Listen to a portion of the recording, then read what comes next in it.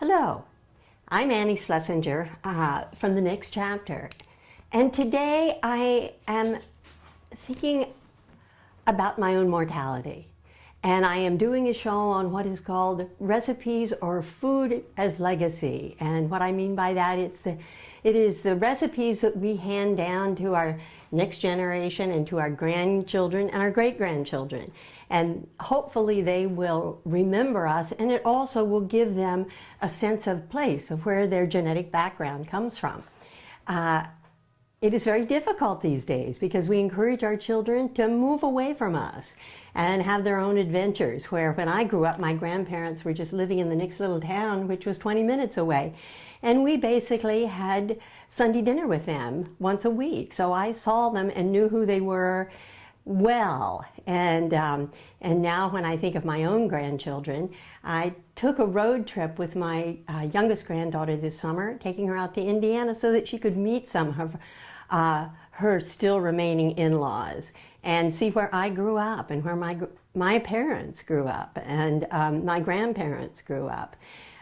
So at least for me, I feel this is very important that they have some sense, these grandkids and great-grandkids have some sense of where they come from.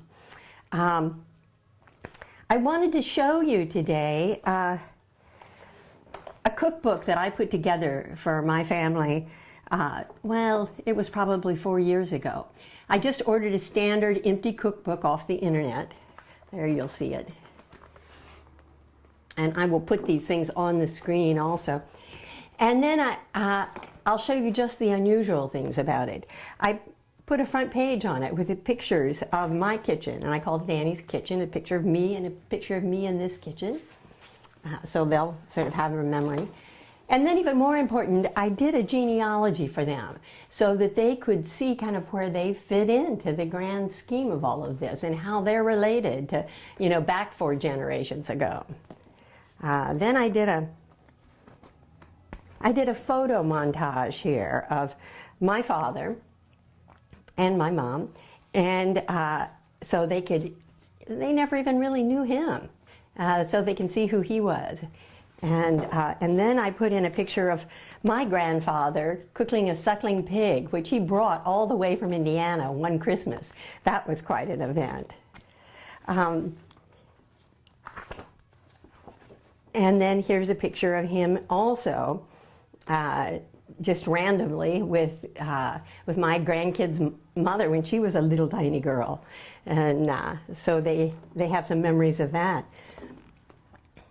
You know, as I think about the recipes, I have a couple of here that I particularly want to show you, but it is not really the recipes that are so important. It is the remembering these people. But here is, this recipe particularly is sort of illustrating what I mean by legacy. This was a recipe that my grandmother had, and I watched her make these year after year. And it was yeast rising cinnamon rolls. And she would make them special occasions only. It would be like Christmas morning and also Easter morning.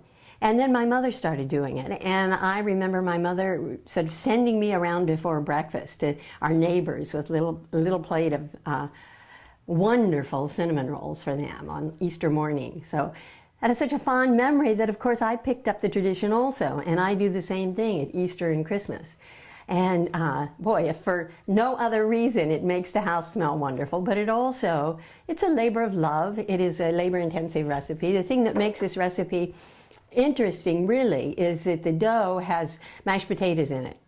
And the mashed potatoes, I think, lead you back to Germany, and the fact that my grandmother's name was Abel, and that came from a German derivative, although they have been in this country for millions of years. But I am assuming that that's where they originally came from. But I'm lucky, I have a picture here of my mother and my grandmother at her stove in Winchester, Indiana, and I feel so fortunate that I have this picture. And then the second page I put, I just photo documented when I was making these cinnamon rolls, so that the visuals are really important. If you can watch someone making something first, you're very lucky because you see how they do it. And then this is a picture of me with my little granddaughter, my youngest granddaughter, who probably was 4 then. She now is 10. So we've gone a long way. And then here is the finished product, the cinnamon rolls out on a pretty platter for Easter Sunday or Christmas morning, whatever it was, after they've come out of the oven. And a picture of my daughter and I. Needless to say, I don't usually have any left after this morning of a house full of my family, certainly. So, you know, I have other important, sort of what I think are important recipes in here, but the truth of it is, it's not the recipe so much, as we have everything on the internet, but it's the fact that they were handed down from generations, and we want to remember those generations. And so today, what I'm doing also is I'm cooking one of my grandmother's recipes, which is apple butter. And, you know, it's apple butter time of year because it's the fall, and we're all kind of thinking a little bit about what's called putting food by for the winter. And I have spent the last couple of days working on this recipe. One forgets how labor-intensive these are. We had a lot more time back then. But also, apple butter is not found easily these days, and I understand why. Anything else that I need to say about this? And then we'll get to the actual doing of the apple butter. The whole idea about apple butter is that you cook the apples down, shrink them, and then you put them in an oven with spices and sugar and let them stay there until they shrink to about half their size. And that's what makes it nice and thick. And I eat apple butter on everything from toast to ham sliced. It has that just wonderful sort of apple flavor, and it maintains it with cinnamon and cloves and a little allspice in it. So anyway, great to share this with you. And if any of you have done this kind of a cookbook for your family, I would love to see it. And it is definitely a labor of love, but something important. Thank you.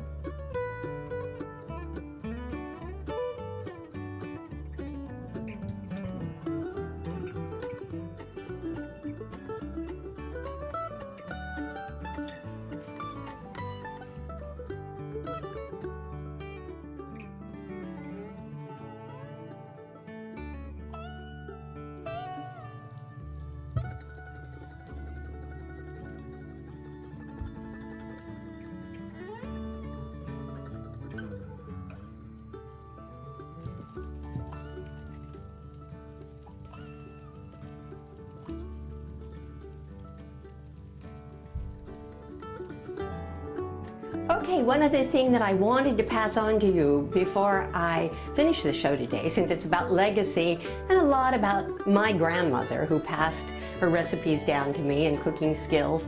And the other day in my closet I found this Afghan, which I probably have had for 60 years, and it's been folded in my closet and I've never done anything with it.